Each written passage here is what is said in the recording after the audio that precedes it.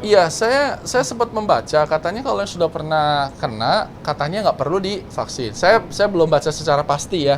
Tapi sepertinya kalau yang sudah pernah kena malahan nggak perlu divaksin karena sebenarnya di dalam tubuhnya sudah ada antibodinya gitu loh. Walaupun 20% dari orang yang pernah kena masih bisa terkena kembali.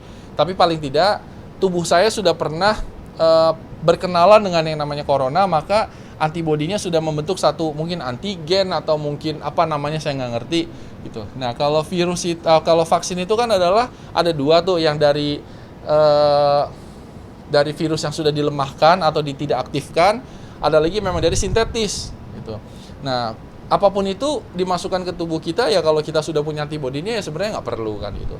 Jadi mungkin lebih baik vaksinnya dipakai buat orang-orang yang memang belum pernah kena. Artinya saya kembali sih kalau memang saya harus divaksin ya saya vaksin, tapi kalau enggak ya nggak apa-apa gitu. Tapi yang saya pernah baca kalau sudah pernah kena malahan nggak perlu. Katanya malahan darah orang yang sudah pernah kena plasmanya bisa disumbangkan untuk proses pembuatan vaksin. Saya pun bersedia gitu kalau memang diperlukan. Nah, ini juga apa namanya?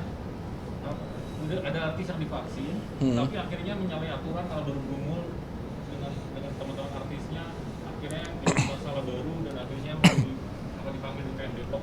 Ini menjadi blunder sendiri bagi artis untuk menjadi ikon. Iya. Sih menyalahi aturan. Iya, kalau misalnya nanti kita umpama saya ternyata menjadi duta vaksin misalnya ya, tentu saya harus menerapkan protokol yang sesuai dengan aturan gitu. Kalau misalnya orang mungkin lupa, lalai ya wajar, itu manusiawi ya. Mau itu selebritis ataupun politisi ataupun siapapun, tapi saya pikir ya memang harus ada kesadaran kita masing-masing gitu.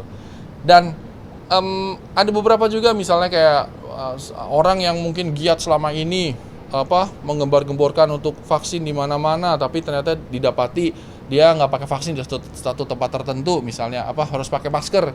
Orang yang selalu berkata pakai masker di mana-mana, tapi dianya sendiri pada suatu momen malahan nggak pakai masker ya.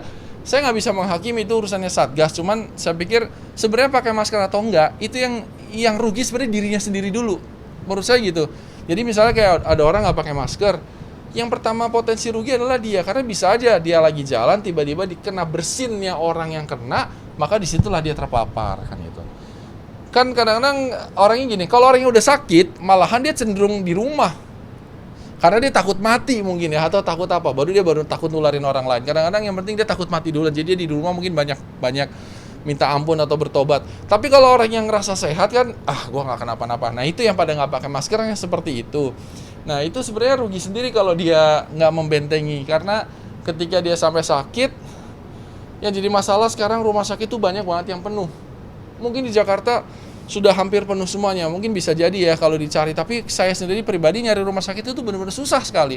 Coba aja sekarang, pemirsa sakit corona gitu, kalau memang nggak sampai benar-benar tepar, mungkin disuruh isolasi mandiri karena udah penuh gitu.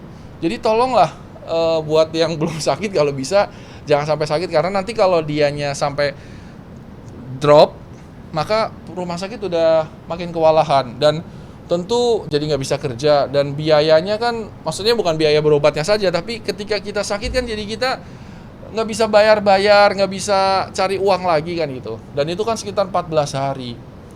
Ada yang sampai mungkin lebih dari 2 minggu gitu, karena memang tubuhnya belum bisa bangkit gitu. Dan efek setelah virusnya pergi pun kayak saya nih, virusnya udah nggak ada, paru-paru saya tuh masih merasa nggak nyaman gitu. Jadi saya kalau saya lari, saya merasakan berenang, sini kan saya suka berenang ya.